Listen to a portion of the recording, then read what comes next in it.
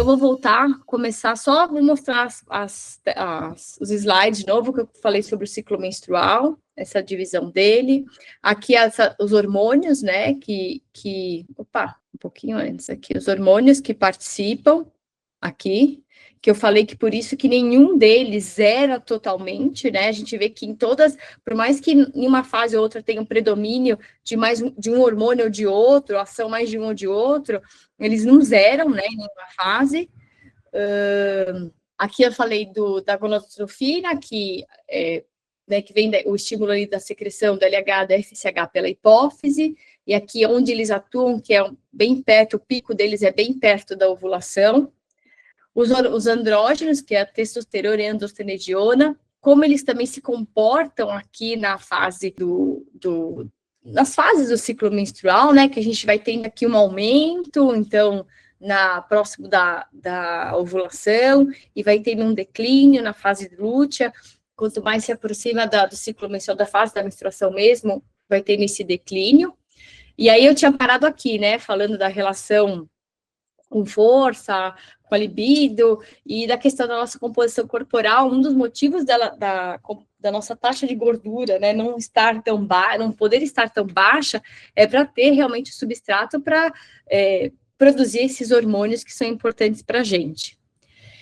Os estrogênios, eles têm bastante funções importantes para a mulher. Então, na questão, né, vascular, então são anti-inflamatórios, antioxidantes, promovem uma vasodilatação dos nossos vasos sanguíneos, que melhora a circulação, são cardioprotetores, ou seja, diminui o acúmulo de gordura, e por isso que a gente acaba tendo que repor, né, algumas pessoas, né, têm que repor nessa fase de, quando ele vai caindo, conforme a gente vai vivendo a menopausa. Na parte do sistema cardiorrespiratório, né, ajuda, então tem contribuição no aumento da frequência cardíaca, da frequência respiratória, do débito cardíaco. A progesterona, ela acaba trabalhando um pouco antagonista, vamos dizer assim, aos estrógenos. Então, ela funciona bem quando o estrogênio está em nível controlado. Quais são as funções que ela acaba atuando no nosso corpo? Aumentando a nossa temperatura corporal, por isso que na fase lútea, a nossa temperatura basal está um pouco mais alta, aumento da ventilação, resistência insulínica, aumento da retenção hídrica, principalmente no fim da fase lútea, que é o período da tensão pré-menstrual, né, da TPM, aumento dos distúrbios emocionais, na verdade, essa sensibilidade emocional que a gente fica nessa fase da pré-menstrual mesmo, ajuda na questão da constituição do endométrio, a preparação da mama. Então, por exemplo, quando na ovulação, se esse óvulo é fecundado, os níveis de progesterona vão aumentar justamente para espessar mais ainda a parede do útero para esse embrião implantar ali na parede do útero, a mama começa a crescer também, já direcionando nas funções que a gestação vai precisar acontecer. Outro hormônio importante que participa é a relaxina. Ela aumenta bastante no final da fase lútea e no começo da fase folicular. Esse é o hormônio que ele vai agir o quê? Dilatando o colo do útero para a menstruação, por isso que ele aumenta no final da fase lútea. Ele está relacionado também um pouquinho, né? Está relacionado no trabalho de parto, mas o que ele tem a ver com o nosso dia a dia é que nessas fases em que ele se encontra aumentada, a gente tem uma diminuição de estabilidade das articulações. Então, às vezes fica de olho com movimentos mais bruscos, enfim, saltos, coisas nesses movimentos nesse sentido, tá? Então, o aumento da concentração é na fase pré e pós-menstrual. Então, as fases, né, vamos começar só contar essa história ao longo do tempo. Então, a fase folicular ou pré-ovulação, a gente tem um aumento progressivo do estrogênio, a diminuição ou estabilização da progesterona, o aumento da relaxina, né, no começo da fase folicular, e o aumento progressivo do SH para permitir a ovulação.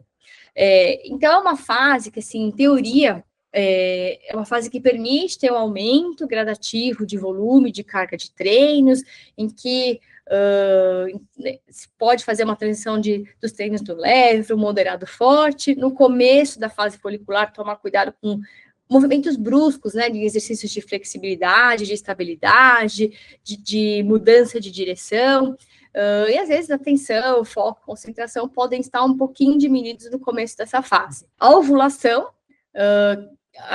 geralmente, né, a fase folicular dura ali aproximadamente 13, 14, 15, 16 dias, vamos dizer assim, isso varia, pode variar de mulher para mulher. Na ovulação, que a gente tem um aumento gradativo do LH, do FSH, e o aumento também, o pico, né, do aumento do estrogênio, aqui um pouquinho antes de acontecer realmente a ovulação, e a testosterona também aumenta nessa fase. Então, são os hormônios em que, por exemplo, a testosterona, que ajuda a gente a ter força, entre aspas, né, uma performance, é nessa fase que, em teoria, a gente está mais propícia a isso, por conta desses hormônios, né, do estrogênio e da testosterona, que estão ali mais, com uma concentração um pouco maior, tá? Então, também, em teoria, é o melhor momento para treinos com mais carga, com mais intensidade, potência e velocidade, dependendo ali do tipo de exercício, do tipo de esporte. É um período que a gente está com mais a concentração, com foco, com ânimo, com satisfação. Então, é um período, na verdade, que engloba os 3 dias antes, o dia da ovulação e os 3 dias depois. Que quando a gente tenta engravidar é a janela mesmo que a gente fica, vamos dizer assim, nas tentativas. Essa fase, então, que a gente, como eu falei no outro slide, que a gente tem um aumento, então, da testosterona, da androstenediona, que também isso facilita, né, permite a gente ter uma maior intensidade nos treinos.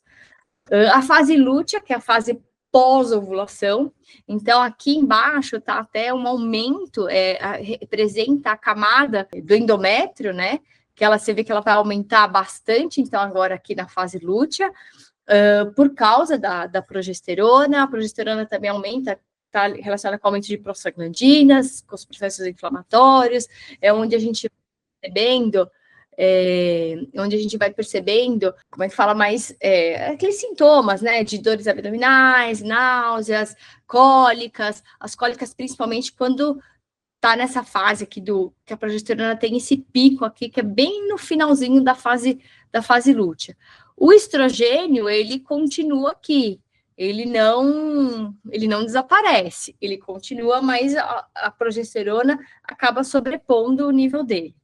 Então, em teoria também, os treinos é uma percepção de esforço maior para fazer a mesma intensidade. Em teoria, poderia ser nos esportes de resistência de endurance, trabalhar com um pouco mais de volume, com uma intensidade mais controlada, por exemplo. Não significa que você não pode treinar pesado, você pode, é só ajustar a expectativa. Pode trabalhar com exercícios de flexibilidade até aqueles dias antes do ciclo menstrual. E é um período que também a gente vai tendo, né, bastante retenção hídrica, aumento da temperatura corporal, que isso pode afetar a nossa dissipação do calor, então a gente tem que prestar atenção na fase lútea e em treinos, no calor, dias muito quentes, e realmente a gente ali fazer, então, uma reposição, né, uma boa hidratação. E a fase menstrual, né, que é o encerramento do ciclo em si, que aí a gente vai ter a fase de TPM, que a fase do sangramento em si também, que é onde a gente perde bastante hemoglobina, e aí o que isso vai acarretar? A gente tem, então, perda de sangue, né, diminuição do transporte de oxigênio pelo corpo, e aí, em teoria, também a gente evitar atividades que demandem um alto consumo de oxigênio, ou seja, atividades muito intensas, diminuir um pouco o volume também, e aí a gente vai... os hormônios acabam dando uma caída nessa fase por conta do sangramento em si. Então, os focos com nossa concentração nessa fase não estão bem. A gente tem, né, as cólicas, tem mulheres que têm mais cólicas ou não, isso também é muito individual. A gente recomenda ter um cuidado com procurar ter uma alimentação mais saudável, menos componentes inflamatórios, realmente para não piorar esses sintomas que a mulher tem. E geralmente a gente aconselha então os treinos um pouco mais leves, maior tempo de recuperação, se for necessário. Então você vê que tem ali várias variáveis, né? Em nenhum momento eu falei que é proibido um treino mais intenso ou um treino mais longo. Tem momentos que a gente aconselha isso, né, que a gente vai dosando isso, relacionando com essa dinâmica dos hormônios. E aí, tudo isso que eu expliquei agora sempre foi um consenso há muito tempo, esse consenso de se variar os treinos de acordo com essas fases do ciclo menstrual. Então, mais ou menos aqui como nesse gráfico. A gente tem, né, na fase folicular, então imagina ali um mês, né? Eu dei uma dividida aqui, vamos assim, supondo, um mês, 40 dias. Então, a gente dividia ali os microciclos, esses microciclos, então, aqui pode durar 7 dias, alguns aqui, a luz é 14, porque o ciclo menstrual é um pouquinho mais longo, mas, enfim, vamos considerar como se fosse mais ou menos ali, cada bloco, assim, cada parzinho desses blocos, né, uma semana. Então, por exemplo, na fase folicular, no comecinho dela, ali tem um equilíbrio entre intensidade e volume, aí já ali na ovulação a gente conseguir puxar um pouquinho mais a intensidade, com um certo volume. Na fase lútea, a gente reduz a intensidade e compensa a carga que está sendo dada com um volume mais, uma intensidade menor, mais leve. E no ciclo menstrual, a gente dá aquela reduzida e faz, por exemplo, alguns dias mais regenerativos, até mesmo para recuperar dos dias das semanas anteriores.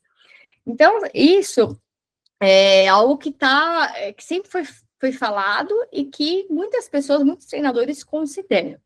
Mas vieram os estudos, né? Então, vieram os estudos para falar para a gente. Então, eu vou trazer alguns que eu peguei para não ficar algo, né? Muito artigo científico também.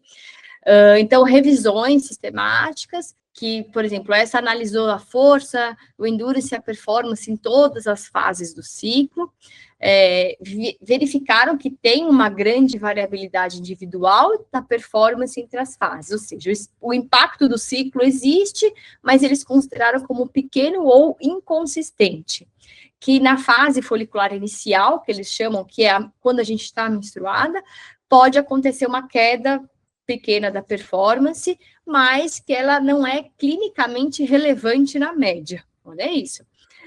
Não há motivo, então, para ajustar o treinamento apenas com as regras gerais das fases do ciclo menstrual.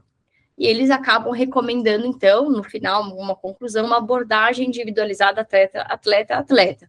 Mas já são estudos que estão falando que não tem, em teoria, a gente não tem vamos dizer assim, variação da performance ao longo do ciclo menstrual. Então, em teoria, não teria por que a gente fazer um ajuste de acordo com essas fases. Nesse outro estudo, também foi avaliada, né, a diferença de homens e mulheres em testes de sprints, então, testando realmente algo bem intenso, né, acima do nosso limiar, que a gente tem nos testes ali de corrida, de bike, enfim. As mulheres foram avaliadas na fase folicular e na fase lútea, e foi, então, acompanhada essa potência pico, potência média, o tempo para atingir o pico de potência, o tempo que se manteve com essa intensidade e a queda da potência. E também nenhuma diferença entre as fases do ciclo para essa performance anaeróbia, essa performance bem forte. E que as mulheres apresentaram em relação aos homens melhor resistência anaeróbica, ou seja, quando elas atingiram esse pico de potência, elas mantiveram, né, a queda foi mais lenta, vamos dizer assim, mas a velocidade inicial e a potência absoluta, obviamente, é menor que a dos homens, porque eles têm outra composição, outros hormônios predominantes, a testosterona, enfim. Então, os hormônios do ciclo foi considerado aqui que eles não afetaram a velocidade, a potência ou a tolerância anaeróbica. Então, não há motivo para mudar o treino por fase do ciclo, o desempenho é estável. Então, esse outro estudo está falando a mesma coisa. E nesse outro aqui, também uma outra revisão, relacionando atletas de elite, e que também tiveram essas conclusões, que o impacto do ciclo menstrual é variável, individual e pouco conclusivo. E que alguns parâmetros podem mudar o nosso rendimento ao longo do mês, como a nossa decisão, então, não a motivação, mas a decisão é outra coisa, a nossa atitude de ir e fazer, de encarar, como a gente chega ali preparado para o treino. A percepção de esforço, a dor da percepção de esforço, que é diferente das pessoas, a dor também é muito subjetiva, então tem pessoas que sentem dor com um estímulo ali menor do que uma outra pessoa, tem um limiar de dor diferente, a rigidez ligamentar, enfim, isso varia entre as mulheres, mas não teve um consenso. E que eles realmente falam que tem uma urgência em estudos melhores com controle hormonal e com monitoramento também em treinos em competições. Então, em atletas de alto rendimento também é mais sobre essa percepção, né? Nelas, essa diferenciação ainda é mais inexistente, aí nessa diferenciação de treinos ao longo do ciclo menstrual.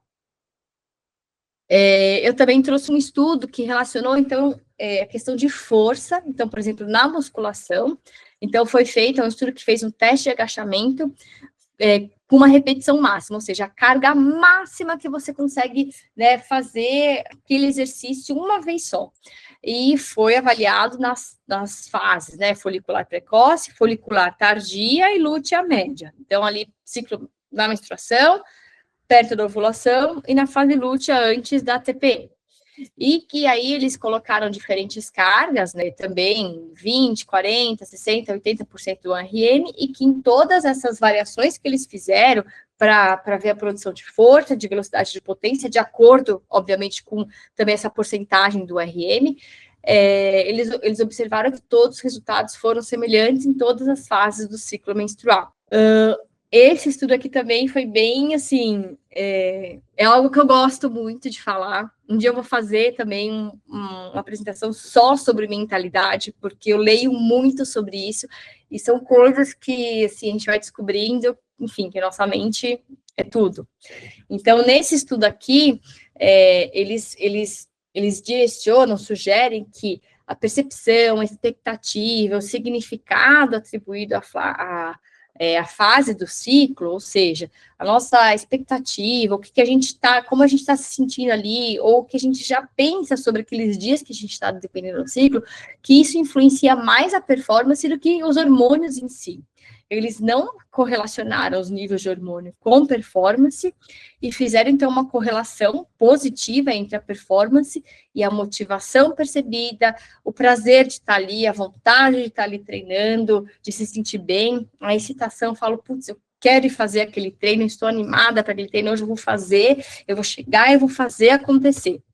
A nossa crença, né, na própria capacidade realmente também de entregar aquele treino. Então, olha que coisa interessante.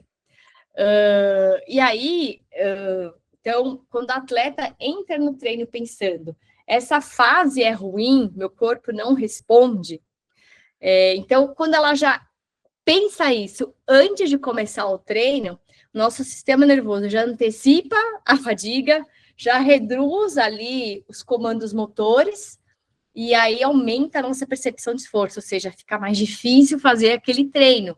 Mas porque a nossa mente já pensou antes, eu tô menstruada, hoje não vai sair nada.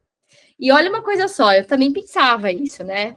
E aí, teve um ano, vou contar uma situação minha, depois a gente pode fazer trocas aqui também de situações. Teve um ano depois das crianças, né? Eu tive um ano ali, uns 2 anos para tentar voltar, né, aos treinos, voltar a render alguma coisa, e aí em 2023 eu consegui encaixar uma sequência boa de provas, eu fiz uma prova boa em julho, fiz uma prova ruim por causa do calor em setembro, e aí eu falei, bom, eu tô treinada, eu vou recuperar e vou arriscar em novembro tudo ou nada, porque eu estou treinada para essa prova.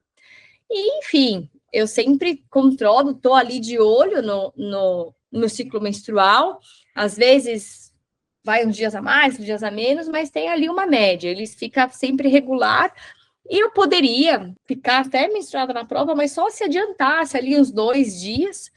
E eu falei, bom, tranquilo, vida que segue, o pior é fazer a prova realmente menstruada, eu não, graças a Deus, eu não sinto cólica, mas, por exemplo, se eu estou no segundo dia do ciclo menstrual, é muito sangramento, e aí realmente é incômodo, é um dia que eu estou mais inchada, e que, enfim, né, a quantidade de sangramento incomoda. Enfim, aí eu falei, bom, tá tranquilo, se, né, nada no sábado, nada aconteceu, eu falei, bom, vamos que vamos. Fui, fiz a prova, me senti super bem, consegui encaixar o pedal que eu queria, consegui encaixar a corrida. Tô lá, de boa, saí da prova, tal, fui almoçar, e tava tomando um sorvete, aí eu sinto uma coisa, eu falei, putz, acho que eu fiquei menstruada. E aí eu fiquei pensando, eu falei, nossa, né, talvez, né, se eu tivesse previsto isso, eu tivesse contando com isso, que eu só contaria em ficar menstruada na terça ou quarta-feira da semana, talvez eu teria ficado pensando nisso o tempo inteiro, né? E nem teria me concentrado na prova. E aí foi engraçado que tem esse autor aqui, é um Instagram de um autor que posta várias, ele faz um apanhado assim, de várias citações científicas sobre vários assuntos. E ele escreveu essa frase interessante: o ciclo menstrual não afeta a sua performance, a menos que você pense que ele afete. Mas, enfim, eu não estou aqui, então, para ser advogado do diabo, né, e falar que tem que ser de um jeito ou que tem que ser de outro. Quem sou eu para fazer esse apontamento? Né? Então, de acordo com esses estudos, esse gráfico fica totalmente diferente. É seguir ali a evolução, por exemplo, assim, de carga dos microciclos, uma semana leve, uma moderada, uma mais intensa, poder ter ali um quarto microciclo aqui no meio do caminho e mais uma quinta semana regenerativa, enfim. Mas, em teoria, esses estudos falam para seguir a vida normal. Mas aí eu vou falar o que eu acho, né? O que a gente, né, tem que ter um bom senso. Então, deixa eu só colocar aqui a minha carga antes que a bateria acabe. Então, o que a gente tem que pensar? Que a variação individual, a gente tem que pensar mais nela do que nas fases do ciclo também em si. Os impactos existem, são pequenos, mas não são assim em todas as mulheres. O treino deve ser personalizado e acompanhado. Para endurance, os artigos também falaram de ter atenção realmente na fase da menstruação, e eles sugerem manter a potência, exercícios anaeróbicos estáveis ao longo do ciclo. Então, isso aqui foram as conclusões, desculpa, desses artigos, tá? É um apanhado desses artigos, as conclusões que eles falam são essas. Mas aí, então, o que eu, como treinador, o que a gente, né, ali até mesmo com o que os estudos falam, que não tem uma melhor, né, uma fase que é melhor universalmente.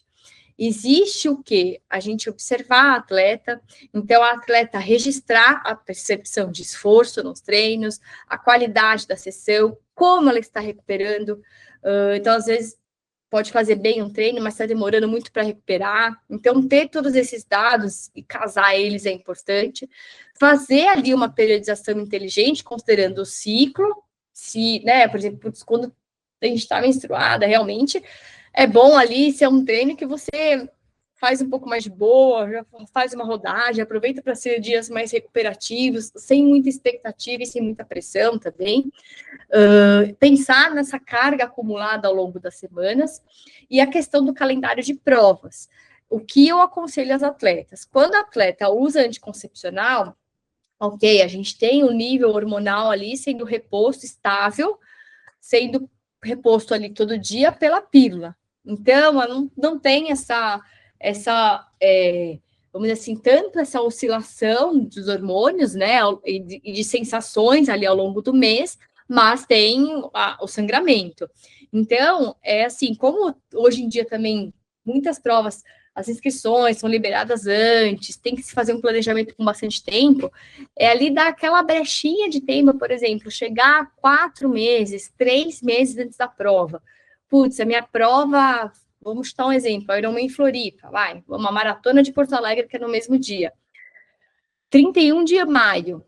Putz, fevereiro eu tô vendo que, vou dar um exemplo, eu fico menstruada lá pelo dia 10, 11, 12. Não vai cair. Março, tá repetindo. Meu ciclo tá estável todos esses meses anteriores. Tá vindo sempre nesses dias. Então, chegou março, tá ok? Vida que segue. Mas se tá vendo que, por exemplo, putz, o ciclo tá caindo ali dia 25, 27, 28, 29, o que eu geralmente recomendo é ir no ginecologista com essa antecedência, porque eles provavelmente vai orientar alguma estratégia para você, ou, por exemplo, ter que tomar pílula, e aí você você manipula, né, o dia que você fica menstruada de acordo com a pílula. Só que isso precisa ter uma antecedência, não dá para, por exemplo, quem vai fazer uma prova 31 de maio, e na ginecologista 20 de abril, né? Até dá, né? Mas é melhor ter essa organização antes, tá?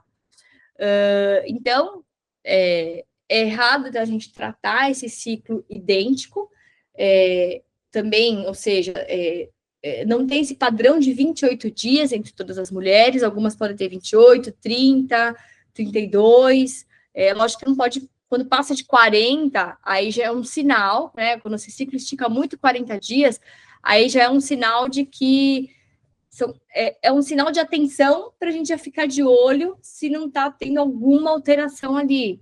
Se começa a repetir isso com muita frequência, ou espaçar cada vez mais, será que está tendo um déficit energético? Será que, né, a atleta está ali num ciclo de maratona, um ciclo de meio Ironman, um ciclo de Ironman, são ciclos que demandam muitas horas de treino. Está repondo? Está tendo, né, disponibilidade energética ok? Quando isso começa a espaçar, pode ser um sinal de que não está ok. E aí, a atleta reportando para o treinador isso, né, marcando ali no Training Peaks isso, a gente também é uma coisa que pode ficar de olho e falar assim, putz, olha, tá dando esse espaço, fica de olho, vale rever com o nutricionista, vale dar um check-up no médico, dar uma checada. É errado, então, a gente também ficar nessa coisa binária. Fase folicular é boa, fase lútea é ruim. Metade do mês eu tô bem, metade do mês eu tô mal. Esquece, né? É aquilo que eu falei, o mental nosso a gente não pode já vir com esses pré-conceitos estabelecidos. E o ciclo também não é a única variável que interfere na gente. A gente não pode ignorar o sono, não pode ignorar o estresse, não pode ignorar a carga de treino acumulada. Então, às vezes, tá vindo uma carga crescente. Putz, meu corpo, eu tô ficando muito cansada, meu corpo não tá absorvendo isso. Então, os relatos para o treinador, falando, putz, tô demorando para recuperar, putz, fiz o meu longo segunda-feira, tô destruída até quinta-feira, entreguei o treino, não consegui treinar o treino de quarta e quinta. E se isso começa a repetir, aí é um sinal, putz, vamos dar uma ajustada nessa carga. Porque às vezes nem sempre o mais, né? Às vezes o menos é mais, né? Nem sempre fazer mais volume vai te dar mais performance. E também o que eu falei sobre a nutrição. Se tá faltando nutrição, aporte energético, não digo nem aquela questão de grama de carboidrato que tá todo mundo falando, né, no Instagram por causa daquele estudo.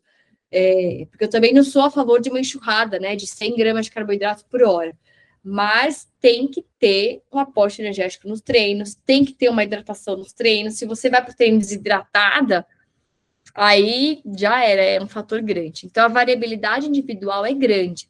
Então, observar sobressai sobre um protocolo genérico.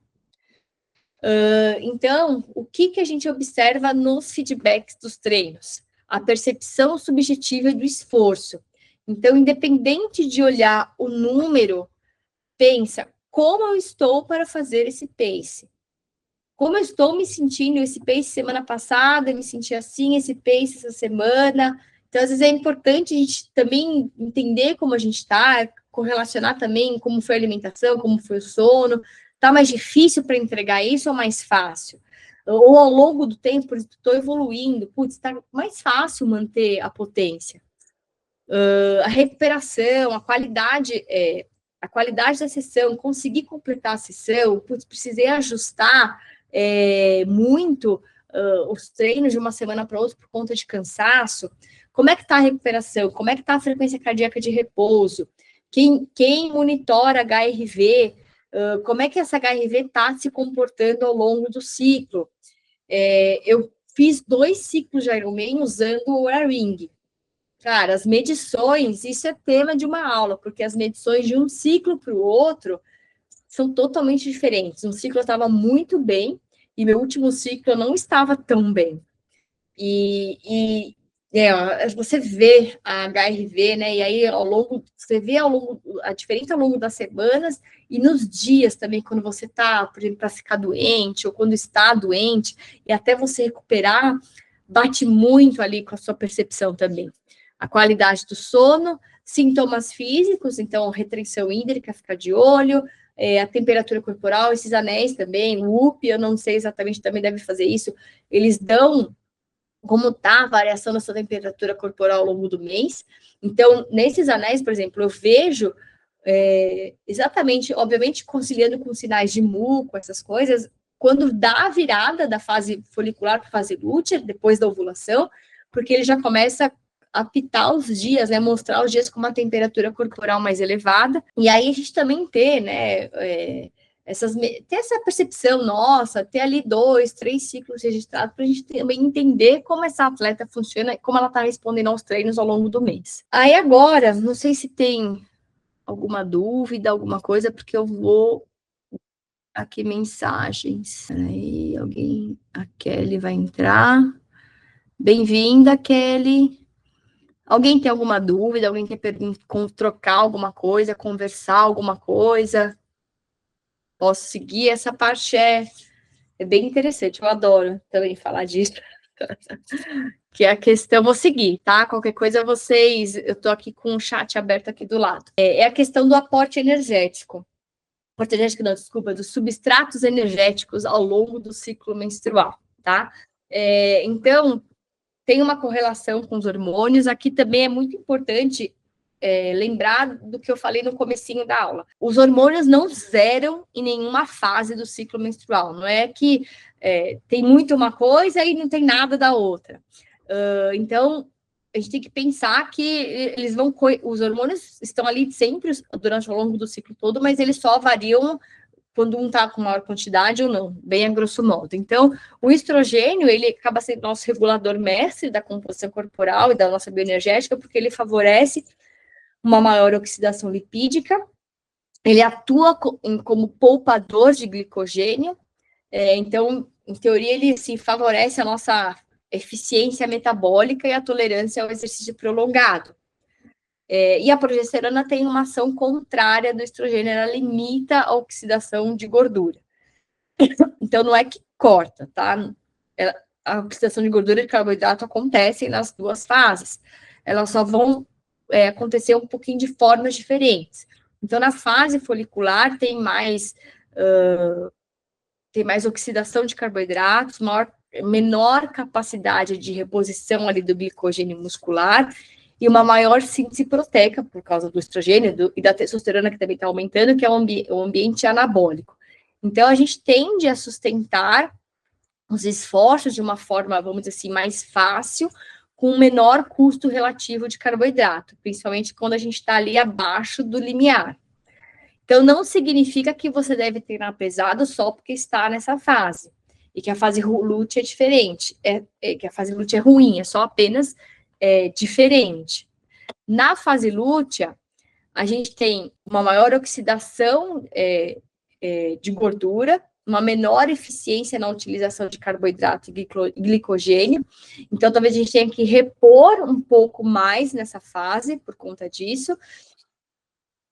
Aumenta a temperatura corporal basal, como eu falei, então ficar de olho na questão da hidratação e um maior catabolismo proteico.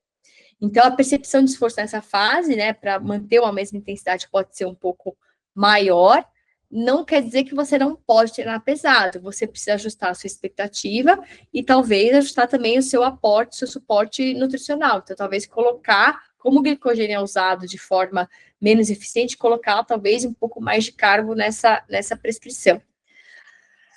As proteínas, como elas são mais oxidadas na fase lútea, ou seja, mais catabolizadas, então talvez a gente precise ter um aporte de proteínas maior também nessa fase. E aqui eu dei um exemplo desse artigo mesmo, que eu peguei aquelas informações, então que não existe uma fase de gordura versus uma fase de carboidrato. Então, não tem uma justificativa para cortar, por exemplo, carboidrato na fase lútea. A gente tem que fazer um ajuste fino, a nutricionista, na verdade, né, fazer um ajuste fino da estratégia nutricional, de acordo ali sempre com a percepção, com a individualidade da atleta, e ter uma leitura ali também do custo de treino. Então, não é só o ritmo, por exemplo, a gente vai ter treinos intensos, mas, por exemplo, considerando um treino leve, a percepção de esforço para entregar aquele treino pode estar um pouco maior na fase lútea do que na fase folicular, então vale a pena começar, sei lá, por um pouquinho de carga um pouco antes, nesse treino, quando for na fase lútea, enfim, são detalhes, é o detalhe do detalhe isso daí. Mas para quem já está bem acostumado com isso, às vezes esses detalhes podem mudar e fazer a diferença no treino. Então, às vezes vale a pena pensar, se observar ao longo do mês e ver se faz sentido ou não esse detalhe do detalhe, né? Então, porque se você vê aqui, por exemplo, a sugestão que esse artigo dá, ele muda 10 gramas de carboidrato aqui de uma fase para outra. A proteína muda mais, e o de gordura também, a molécula de gordura entrega mais, né? Mas aumenta aqui também um pouquinho mais. Então, é um exemplo, né? E aqui também ele é bem genérico, não é tanto para um atleta. Outra coisa importante, a composição corpórea no ciclo menstrual. Então, a nossa massa, a gente tem que considerar como a nossa massa corpórea, parte de músculo, de gordura, e como a nossa parte composição hídrica, ela oscila ao longo desse mês, do mês, né, do ciclo. Então, pode ter um aumento, vamos dizer, na massa corporal, por causa da progesterona, diminuição da insulina, uma retenção hídrica nessa fase, aumento do apetite também nessa fase. Então, a gente tem que entender que, às vezes, nem sempre, é um outro slide que eu vou falar mais para frente, que nem sempre, não é que a gente engordou, é que pode ser que a gente está oscilando ali por conta daquela fase, e a constituição, a retenção hídrica, por exemplo, que depois a gente volte ao normal. Então, como também a gente tem aumento, tá com uma temperatura, como eu falo, uma temperatura corpórea maior na fase lútea, e a gente tem tendência a reter líquido, ou ter até uma taxa de sudorese maior, a gente tem que ficar de olho na reposição de líquidos nessa fase, como eu falei. E aí, aqui que é a questão que eu queria chegar, frisar, que nem sempre, então a gente pensar que nem sempre ao longo do mês, que na verdade é esse slide aqui, que a gente pode oscilar ali 1 a 3 quilos ao longo do mês, e que nem sempre a sua oscilação é gordura, aumento de peso, às vezes é retenção, é um pouco na alteração do glicogênio muscular, um pouco de inflamação, aumento do volume plasmático, e a gente ficar medindo peso, ou, né, medindo a performance também pelo nosso peso, é algo que a gente pode se frustrar bastante, porque essa oscilação, a gente vê que a gente não engordou, né? A gente só está inchada ali no período pré-menstrual, por exemplo, e que esse inchaço pode ficar uma semana ali, né? E aí, então, a gente tem que pensar que nem sempre ser também muito magra é bom, leve demais, pode ser fraca demais, a gente pode ter uma redução além da massa de gordura, mas redução da massa magra, a gente perder força, perder potência, piora a economia da corrida, piora a potência da bike, e também tem a questão do aumento do risco de lesão.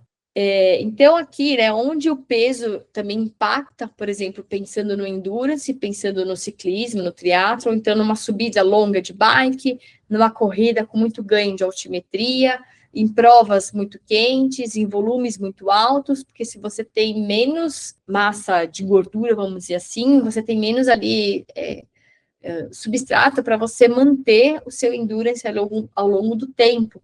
Uma das diferenças entre os homens e as mulheres, essas mulheres terem uma maior resistência, maior endurance, aguentar mais do que os homens ao longo do tempo, um dos fatores que justifica isso é essa questão da gente ter uma porcentagem de massa gorda maior do que os homens. Então, é isso que um dos aspectos que levaria a isso, a gente ter essa maior resistência. Então, a gente ficar muito magra, a gente pode perder nesses aspectos.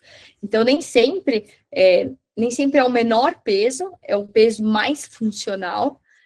A performance não é só a silhueta, obviamente, se a gente está acima do peso, pode impactar na nossa biomecânica de corrida, mas a gente tem que ter um controle, principalmente da nossa composição corpórea. A massa gordura não pode ficar muito baixa, além do que, como eu falei no começo da apresentação, é um substrato para a produção desses hormônios importantes, né, dos hormônios masculinos que a gente tem, das testosteronas, mas do estrogênio também.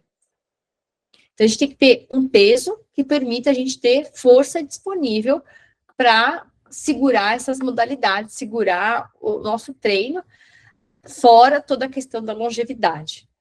Então, a força é o que protege, que sustenta, que dá estabilidade também. Ter força, né, ter massa muscular, além de permitir a nossa longevidade, a gente conseguir ter mais independência, autonomia quando a gente fica mais velho, reduz também o impacto das oscilações hormonais e melhora a economia do movimento no geral.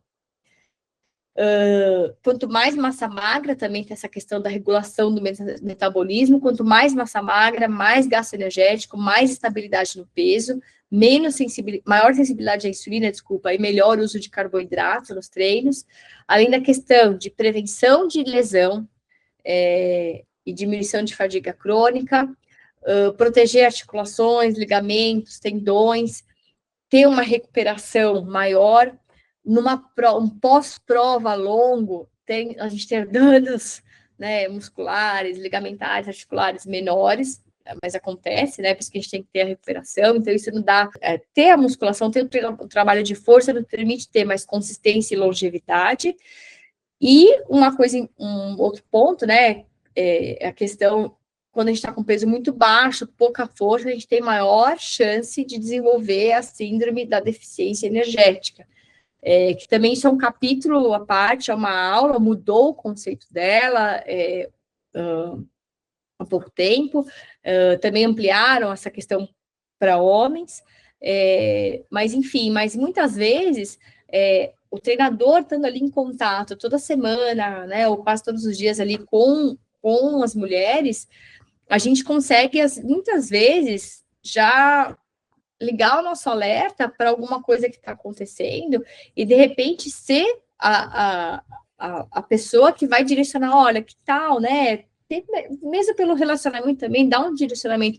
Putz, vai no médico, vai fazer um check-up, vai dar uma balizada ali, vai no nutricionista, né, por esse tal e tais pontos, enfim. Então, muitas vezes a gente é quem percebe isso primeiro. Então, por isso que é importante os treinadores a gente ter essa consciência de ter essa observação global. Às vezes, muitas vezes, no comportamento ali nos treinos, a gente consegue perceber essas coisas. Enfim, então, o que a gente leva para o nosso dia a dia de tudo isso? Não existe uma melhor fase universal ali do ciclo menstrual, então, né, não é para a gente achar que vai viver 14 dias e só sobreviver 14 dias. A variabilidade individual é enorme, tem mulheres que sentem muito o período pré-menstrual, tem mulheres que sentem muito o período menstrual, acho que o período menstrual é meio unânime, todas sentem, né? Não tem como, assim, a gente sente uma diferença mesmo. Mas tem mulheres que respondem, né? Sentem, tem muitas mulheres que reclamam também da cólica do período de ovulação, que às vezes é uma cólica mais chata e que às vezes incomoda e atrapalha. Então, isso varia muito. Então, a atleta observada e orientada é importante. Então, a gente observar o que eu falei, as questões dos treinos, e orientar. Fazer uma periodização inteligente, obviamente, tendo um olhar 360, não só o ciclo menstrual, mas olhar nas outras variáveis, como está respondendo ao treino, recuperação e os outros fatores vamos dizer assim, né, da vida, né, das outros pratinhos da vida que a gente tem que equilibrar, além do sono, de alimentação, ajuste finos da nutrição, é uma parte muito importante. Ter um nutricionista aliado ali, parceiro, para fazer essas trocas, é muito importante.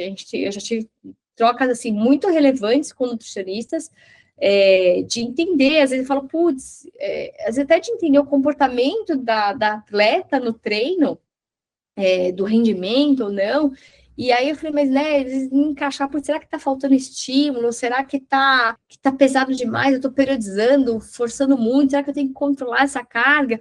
E muitas vezes a forma como essa atleta ou o atleta está suplementando ao longo do treino, como que está essa disponibilidade energética ao longo do dia. E por último, mas não menos importante, talvez mais importante, é o treino de força. Eu tenho uma amiga que fala, larga tudo, mas não larga a musculação. Então, assim, é algo que eu vou falar hoje. Quando eu for falar de menopausa, eu vou falar. Quando eu for falar de gestante, eu vou falar. Quando eu for falar de pós-parto, eu vou falar da musculação. A musculação sempre teve em todas as fases da minha vida, obviamente adaptada, mas assim, eu não gostava, aprendi a gostar, e depois eu comecei a sentir falta. Quando eu tive que ficar sem treinar no pós-parto, né, nos 40 dias, 60 dias, eu sentia muita falta. Então, talvez a ordem ali está ao contrário, né? Eu preciso passar a treino de força para cima. Então é isso, eu queria agradecer vocês, a presença. Deixa eu fechar aqui. Agradecer vocês prestigiarem a minha... Aqui, parar de compartilhar essa minha iniciativa. Então, eu queria agradecer. É assim, né, gente? A primeira live, ela nunca é perfeita. Ela sempre tem, né? Tem os contratempos, né? Ainda bem que o contratempo foi só compartilhar a tela e agora eu vou achar o Google Meet aqui no meu computador. Então, eu queria agradecer de vocês terem prestigiado essa minha iniciativa desse meu projeto. É algo que eu faço com muito prazer, com muito amor, né? Como eu disse, então, para compartilhar informação, dividir experiência. Eu continuo como treinadora, mas de uma forma diferente.